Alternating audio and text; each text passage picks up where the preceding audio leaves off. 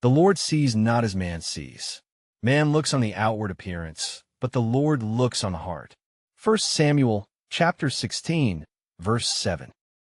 The previous chapter ended with a promise glowing in the dark of exile. A brand new heart, one God himself would have to create, because no instruction laid on the outside could mend a heart that kept fabricating from within.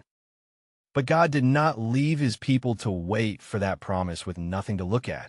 Long before the exile, in the middle of the story, he raised up one man and gave him a title no one else in the Old Testament ever receives. A man after God's own heart. And the first task is to kill what you think that means. For the man who wears the title was an adulterer who took another man's wife and, when she turned up pregnant, schemed to pin the child on her husband. And, when that failed, had the husband killed to bury the secret. If a man after God's own heart means a wonderfully good man, then the phrase is a lie, and you are right to distrust it. So it cannot mean that. It means something else, something that turns out to be the very center of everything we have been chasing. To see it, we must begin with the other king, the one Israel made up. Israel wanted a king, not just any king, but one like all the nations. Hear the old reflex in that, the made-up mind's most ancient craving, to be like everybody else. And God gave them precisely what they asked for. His name was Saul, and he was flawless. On the outside, he stood head and shoulders above everyone, the most impressive man in Israel. Were one casting a king, one would cast Saul. He looked the part completely. But watch his heart when the pressure comes. Told to wait for Samuel before battle, Saul panics, takes the matter into his own hands, offers the sacrifice himself, and then, confronted, explains why it was really the sensible course. Told to devote the Amalekites and their plunder to destruction, he keeps the best of the livestock and announces that he spared it to sacrifice to the Lord, dressing up what he wanted in religious clothes. And when Samuel calls him on it, Saul does what the made-up mind always does when caught. He excuses, he blames the people, and finally he begs Samuel to help him save face. Honor me now before the elders. Image to the very end. Samuel's reply lands like a verdict on the whole project. To obey is better than sacrifice. All the invented worship, all the religious cover, is worth nothing beside a heart that simply receives what God has said and does it. Saul is the made-up mind, crowned. He looks like a king. He sources his own way, and when he is caught, he hardens and protects the image. He never once breaks. So, God sends Samuel to anoint a different king, and on the way teaches the prophet the lesson this whole book has been pressing.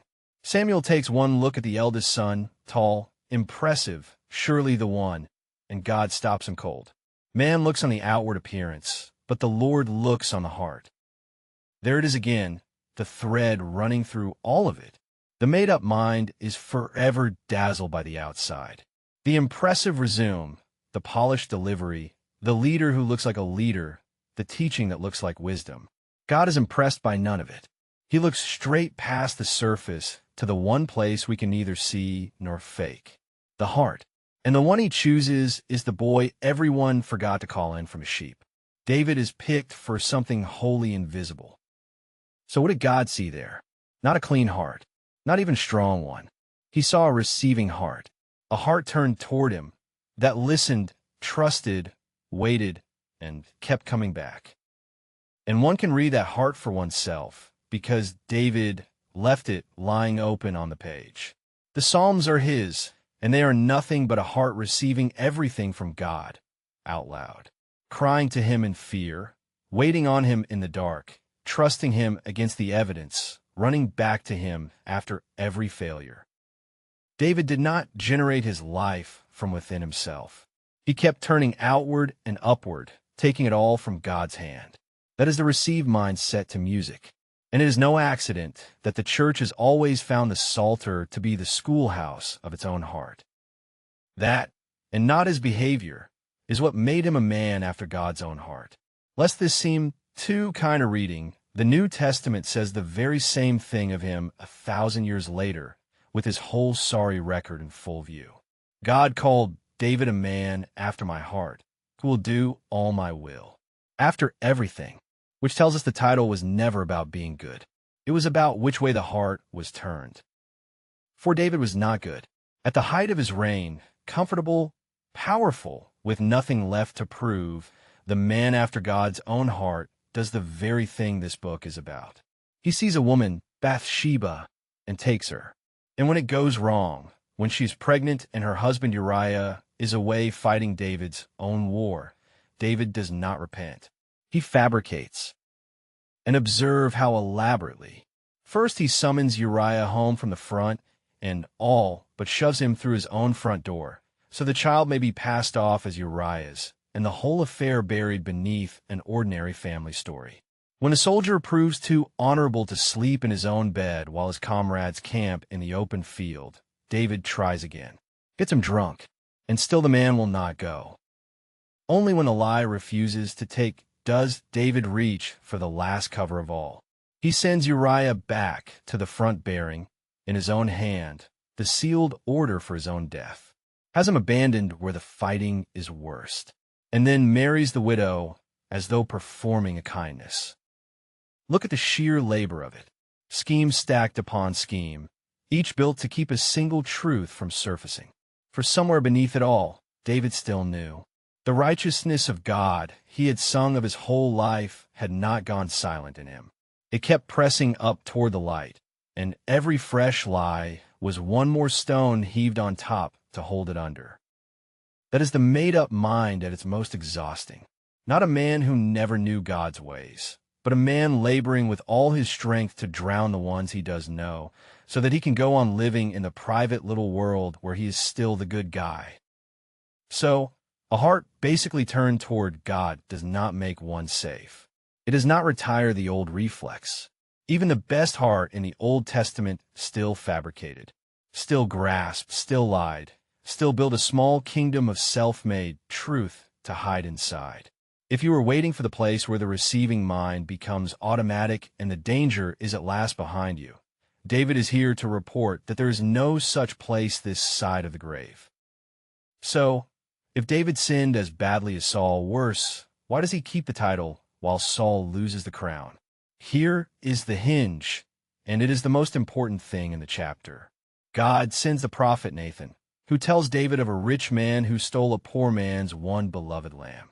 David, furious, demands the scoundrel be punished, and Nathan turns on him. You are the man. And in that instant, David does the one thing Saul never did. He does not explain.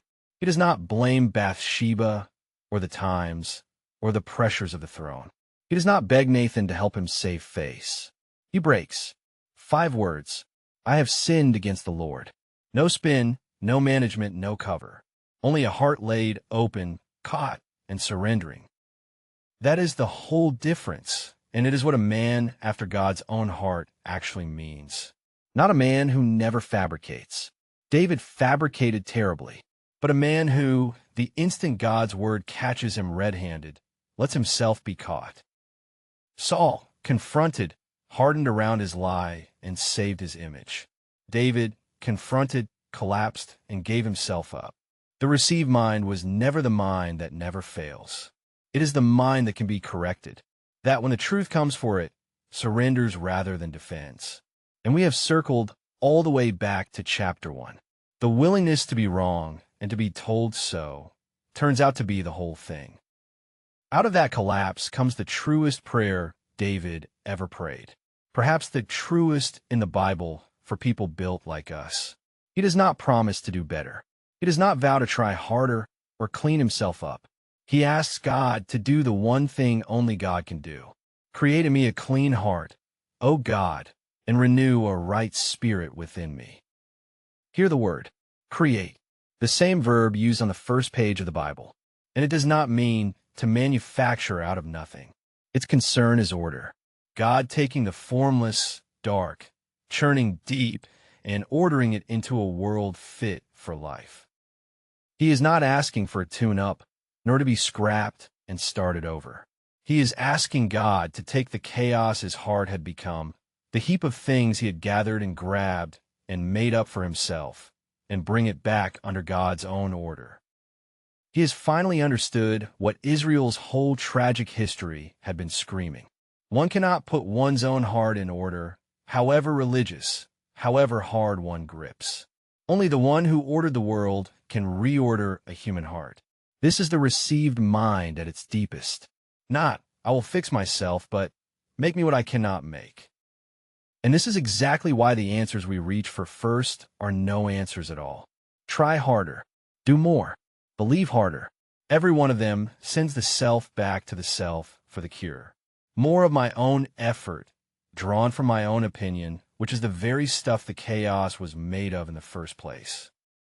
One can no more out-discipline a disordered heart than Saul could out-sacrifice his way back into favor. Try harder is only the made-up mind, sweating. The way home was never going to be more effort of mine. It was the surrender David finally made. You order me. I cannot. The prayer the whole Old Testament had been straining toward, and the exact thing God had promised in the dark of exile that he would one day do. And mark this, God's commitment to David never rested on David in the first place. Long before Bathsheba, God had sworn him a promise, a house, a throne, a kingdom to stand forever, and a son of whom God said, I will be to him a father, and he shall be to me a son.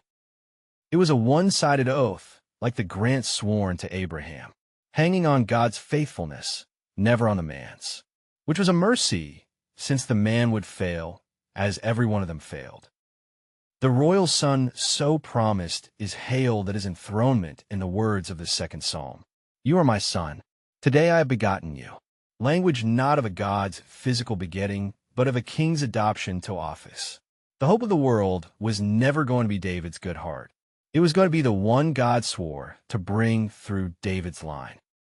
So, David hands us the received mind at its very best and at its limit. At its best, a heart turned toward God that breaks when caught and runs straight back, that prays, create in me a clean heart, rather than, I'll do better next time. There is no finer human portrait of the mind we have been hunting this whole long way. And at its limit, even that heart still needed a clean one created for it. Even the man after God's own heart fabricated and covered, and had to be broken open by a prophet, and finally grew old and died with the great promise still unkept. The best the old world could offer was a receiving heart that still, every single day, had to receive again, and that ran dry in the end. Which leaves the whole long road, Adam, Noah, Abraham, Moses, Israel, David, pointing toward a single place we have not yet arrived. There was to be a son of David, a king in his line who would not merely have a heart turned toward God, but a mind so holy and perfectly received from his Father that he would never, not once, fabricate a thing, who would not need a clean heart created in him, because he would simply have one, and who would then do what none of the others could, give it away to people like us, from Adam all the way home. Next we arrive